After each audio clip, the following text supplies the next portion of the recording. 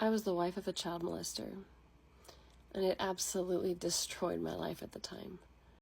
I know we've talked about how to identify if your partner is into children or likes children or wants children, if you know what that means. We've had this video part one, part two, previous weeks or months ago. But then there's this woman that her partner is especially attracted to children. And that she's not saying that she didn't know because all those things that they will tell you to look at, you will want to be close to these girls, you will want to always want to change a diaper, you always want her to sit on his lap, all those things, it was not happening to her at all. Like it's nothing that she thought she was supposed to expect. She was not seeing it, but then it was happening. In fact, he's the kind of person that when the whole secret came out, everybody was like, no, no, it's not possible. Like, no. Let me read this video for you all to watch to the end, and I'll share my thoughts at the end of the video. I was the wife of a child molester, and it absolutely destroyed my life at the time. But here's what I learned. They're not the monsters you're looking for. No, I'm not defending them at all. I'm saying they don't seem evil, they don't seem suspicious, they don't seem, honestly, they just seem normal. He was my husband for almost 13 years. We had 4 kids together. We had a perfect Mormon family. He was a returned Mormon missionary. He held callings in church. He taught classes in the community. He read bedtime stories to the kids. He was the world's most fantastic labor partner every time I had our children. He was great with the babies. He picked up kids from school. He did dishes after dinner. Yes, he had his issues, obviously. But there were so many things about him that just seemed like good dad or good husband or good man, right?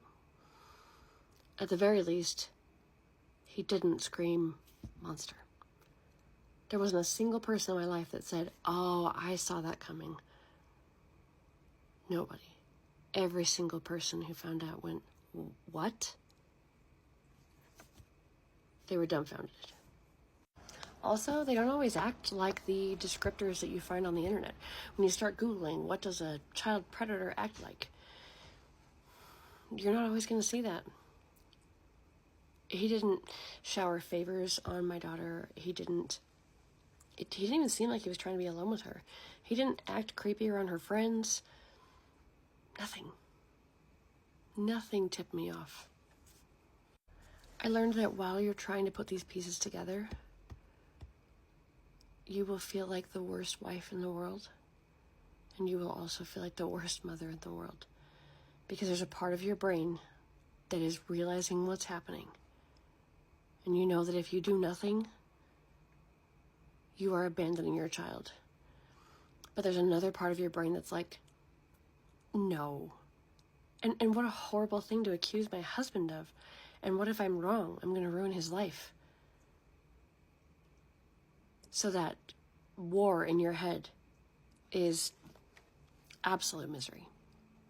I learned that asking your child just once or in one way doesn't always do the trick. I must have asked my daughter, I don't know. I don't have an estimate, but I asked her so many different ways and so many different times to find out what was going on with her, what was wrong with her. And she didn't answer until I asked the right question for her, which may not be the right question for your child. For her, it was, do you have a secret?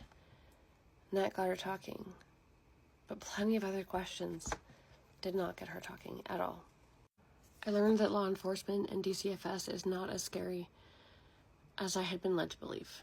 Now, I realize that my case is not going to be like everybody's, and that I can't guarantee that it's going to be this way, but I went into that interview after I reported the abuse shaking and quite sure I was going to lose my kids because of this. Because after all, it happened in my home, under my nose. So I thought for sure I would at least be shredded by them, if not having my kids taken. And I will tell you the exact opposite happened because I was there to end it. They were compassionate. They were helpful. They were protective. They told me I was a good mother and I was doing the right thing. And I did not expect that. I learned a lot of other things. I could go on, but long videos are hard to watch. So I'll end with this. What I definitely learned and what I definitely know is that you're going to be okay, and your family is going to be okay, and your child or children can be okay.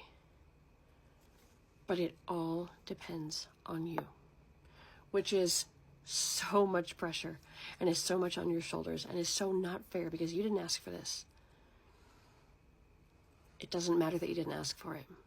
Whether or not your child heals from this depends on you, on your support, on your action, on how you keep them safe, on how you teach them what appropriate love looks like, on how you walk with them and hold their hand as they heal. You are the key to your child's healing. I can talk about a lot more things in future videos, but we'll stop there for now. You see, she also made a video saying that there is difference between a child molester and a pedo. They are two different things. And I'm like, I thought they were the same thing, to be honest. But she was like, they're two different because her husband was confusing her. That is the kind of person that it would touch the daughter today and might not touch her in months. So the daughter might feel uncomfortable today, but then she'll be like, "Oh, that didn't touch me anymore, or didn't make me feel uncomfortable anymore," and she keeps quiet. So it's kind of like an occasion thing. And it's not like you will just see a child. No, there's some of them will just see a little child outside, just a random child outside, and they're already aroused. Said it was not that kind of person. It was kind of person that it was triggered occasionally. Like so that was one of the reasons she didn't know on time. Let me show you all the clip and I'll share my thoughts at the end of the video. Let's talk about the difference between a child molester and a pedophile. And yes, there can be a big difference between the two. So, first of all, the reason why I want to talk about this is because it could make the difference between you seeing the signs in someone that is a danger to your child and you missing those signs. I definitely missed those signs, and that's because I did not understand that there was a difference between the two, or that there could be. And when I say that, what I mean is this. Someone who is a pedophile has a sexual attraction to children, period. Whether or not they act on that remains to be seen, I guess. But when someone has a sexual attraction to children, to prepubescent children, they are considered a pedophile. All pedophiles aren't necessarily child molesters. You're not a child molester until you've actually molested a child. All child molesters are not necessarily pedophiles. And that's what I want to explain right now. Now, in my last video that I posted, there were a lot of people who started posting things in the comments that were really kind of off direction.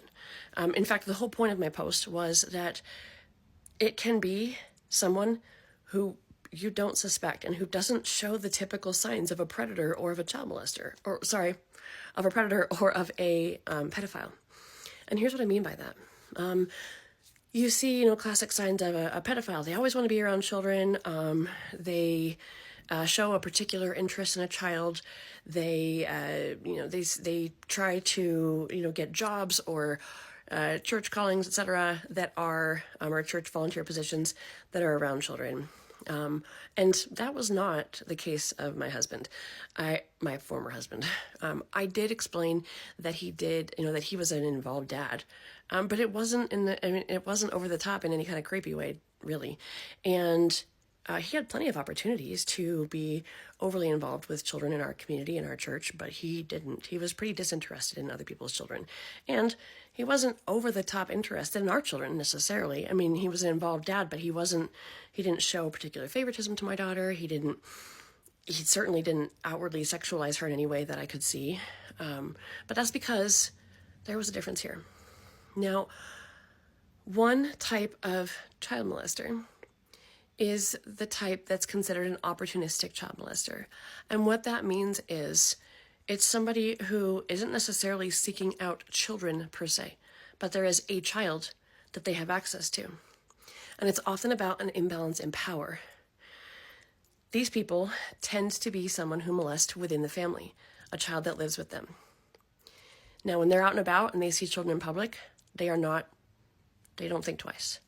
But then there's a child in the home and they begin to make that child the focus of their inadequacy. That's often what it is. It's often rooted in inadequacy, in stress, in feelings of failure, etc. None of this is being said to produce any kind of sympathy for someone who does this, trust me, but I'm explaining how it's different. So often an opportunistic child molester will abuse someone in their own home. So it's usually a child or a stepchild. Could be a sibling, etc., but usually it's a child or a stepchild. And that is oftentimes cyclical and can feel somewhat random to the child. It is not something that necessarily happens all the time, day after day, anytime they're alone, etc. And in our case, it happened in cycles. And so it really confused my daughter because Dad would do something and she would feel like that was not okay. But then Dad wouldn't do anything like that for a long time. And she'd start to talk herself out of being bothered by it. Like maybe she didn't experience what she thought she did. And then it would happen again. And it confused me too, because I'd see signs in my daughter and then she'd seem okay and then she wouldn't. And well, what I realized after a lot of his confessions later, after he was arrested, was a lot of those lined up with times where he was particularly awful to be around. He would have these dark cycles where he would be completely dissatisfied with everything in his life. He felt like he was a failure. He felt like nothing that he had or did was good enough.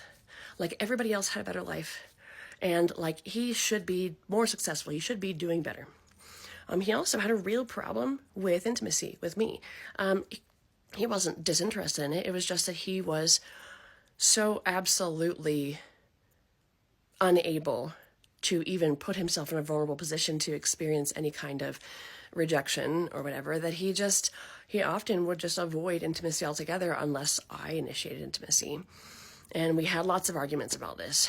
And he'd be upset if it didn't happen, but he also wouldn't initiate it. And he would say, I just can't handle the rejection, etc. That's often a sign right there. And it's because these men are afraid to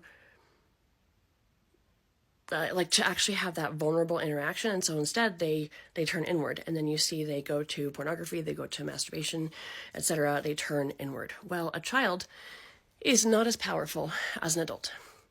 And so an adult who cannot handle those interactions with another adult may end up turning to a child and doing that instead. It's a real person, but it's not the same thing, and they have power over that child. So that's what they turn to. In these cases, you're not going to see somebody who is acting predatory towards other people's children. You're not going to see somebody who has those classic signs of a predator or of a pedophile, because they're not actually a predator per se. What they are doing is evil, but it's not the same thing as a predatory, like seeking out a victim kind of thing. And they don't show the classic signs of a pedophile, of someone who's interested in children. I'll talk more, but this is getting really long. I'll talk more about some of these distinctions, but this is something that's really important to know if you're a parent and you're trying to keep an eye on, hey, who's safe around my child?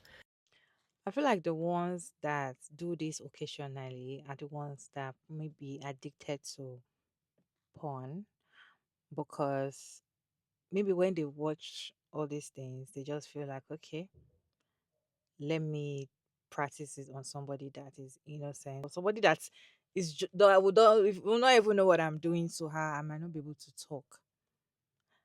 What do you think?